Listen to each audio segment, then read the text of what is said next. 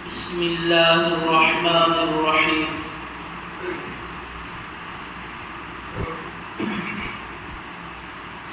عن عبد الله بن عمرو قال قال رسول الله صلى الله عليه وسلم لا يؤمن أحدكم حتى يكون هواه تبعا لما جئت به۔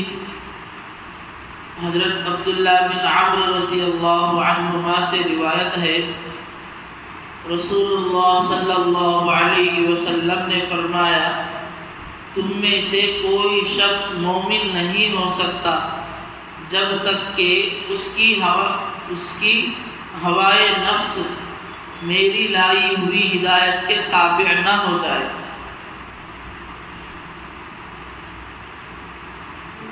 مصنف رحمت اللہ علیہ اس باب کے شروع سے لے کر اب تک کئی سارے احادیث پیش کیے۔ ہر حدیث میں ایک سے دو تین چار باتیں بتاتے رہے، لیکن اس میں اصل جو بات ہوتی تھی وہ ایمان سے متعلق اصل بات کو سمجھانا اور ثابت کرنا مقصد ہوتا تھا۔ اور یہاں پر بھی جو حدیث پڑھی گئی عبداللہ بن عمرو رضی اللہ عنہما کی جو حدیث پڑھی گئی ہے، اس کے اندر وہ فرماتے ہیں کہ اللہ کے رسول صلی اللہ علیہ وسلم نے حضرات صحابہ کو تعلیم یہ دی، ایک تعلیم یہ دی کہ انسان کو گمراہ اور انسان کو کامیاب بنانے والی دو چیزیں ہیں۔ ایک ہے ہوا کہتے ہیں دل کی خواہش، دل میں جو بھی خواہش آتی ہے اسے ہوا کہتے ہیں۔ ہدا یہ جو ہے اللہ کی طرف پہنچانے والا راستہ، جو قرآن پاک سے ثابت ہوتا ہے، جو احادیث سے ثابت ہوتا ہے، اسی کو جو ہے حضرات انبیاء علیہ السلام نے پیغام کے طور پر امت کے سامنے پیش کیا ہے۔ ہر زمانے کے نبی نے اپنے قوم کے سامنے یہ باتیں پیش کی ہیں، اس کو کہتے ہیں ہدا۔ اگر اور بھی آسان الفاظ میں سمجھنا ہے تو شریعت کی بات کو ہدا کہتے ہیں، اپنی دل کی خواہش کو ہوا کہتے ہیں۔ تو اللہ کے رسول نے حضرات صحابہ رضوان اللہ علیہ اجمعین کو ایک تعلیم یہ دی کہ انسان کی ہوا ہدا کے مطابق ہونی چاہیے، انسان کی دل کی خواہش اللہ کے فرمان کے مطابق ہونا چاہیے۔ ایسا نہیں کہ انسان جذبات کے اندر آ کر اللہ کے حکم کو اپنی خواہش کے مطابق ادا کرنے لگے، ایسا نہیں ہونا چاہیے۔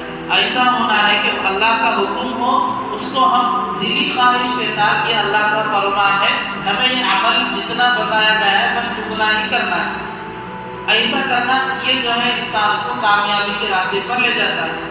ایسا نہیں میری خواہش ہے میں یہ کرنا چاہوں، اپنی خواہش کو سامنے رکھ کر کے کام کرنا یہ ہدایت تک نہیں پہنچاتا ہے، یہ کہیں نہ کہیں انسان کو نقصان پر لے جاتا ہے۔ تو اللہ کے رسول فرماتے ہیں کہ ہر انسان کی دلی خواہش میں نے جس دین کو لایا ہے اس دین کے مطابق چلنے پر ہونا چاہیے۔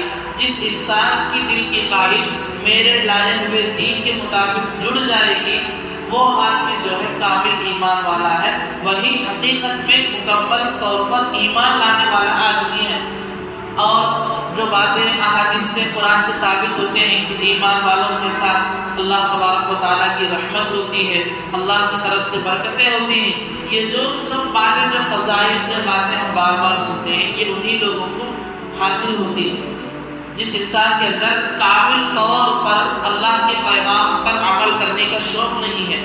اللہ کا پیغام ایک ہے، انسان جو ہے اس کو اپنی مرضی کے مطابق ادا کر رہا ہے۔ مثال کے طور پر عام طور پر ایک چیز ہم یہ دیکھتے ہیں، جب زکوٰۃ کی باری آتی ہے، بہت سارے مثالیں، زکوٰۃ کی باری جب آتی ہے تو اللہ کا فرمان یہ ہے کہ بندہ خود جا کر، جو آدمی زکوٰۃ کا مستحق ہے، اسے جا کر جو ہے اپنی زکوٰۃ کی رقم ادا کرنا چاہیے، اور ایسا دینا چاہیے کہ اس کے اندر دیتے وقت کوئی فخر، کوئی کبر نہ ہو، بلکہ وہ اللہ نے مجھ پر ایک ذمہ داری دی ہے، میرے اوپر ایک فریضہ ہے، میں اس کو ادا کر رہا ہوں۔ یہ بندہ لے کر مجھ پر احسان کر رہا ہے کہ میں نے میری زکوٰۃ قبول ہونے میں، اس کے قبول کرنے میں بڑا ہاتھ ہے، اس کا قبول کرنا ہی میرے اس عمل کو مکمل ہونا ہے، تو لے کے یہ مجھ پر احسان کر رہا ہے۔ تو ایسے خیال کے ساتھ، ایسے جذبات کے ساتھ ہمیں زکوٰۃ کی رقم اس کے ضرورت مند کے پاس پہنچانا ہے. لیکن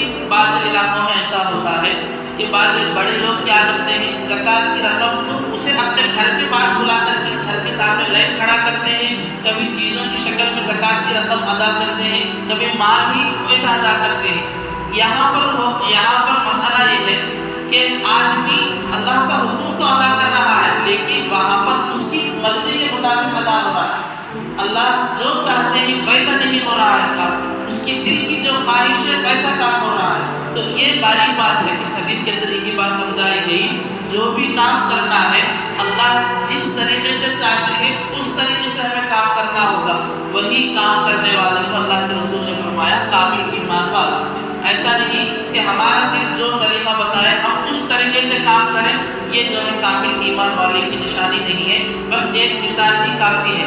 ہمیں ہمارے جو بھی معاملات ہیں، عبادات کے اعتبار سے ہو اور اخلاق کے اعتبار سے ہو، کردار کے اعتبار سے ہو، ہمارا ہر عمل یہ ہونا چاہیے کہ اللہ نے اپنے نبی کے ذریعے سے اس عمل کا طریقہ ایسے بتایا ہے تو ہمیں ایسے ہی کرنا ہے.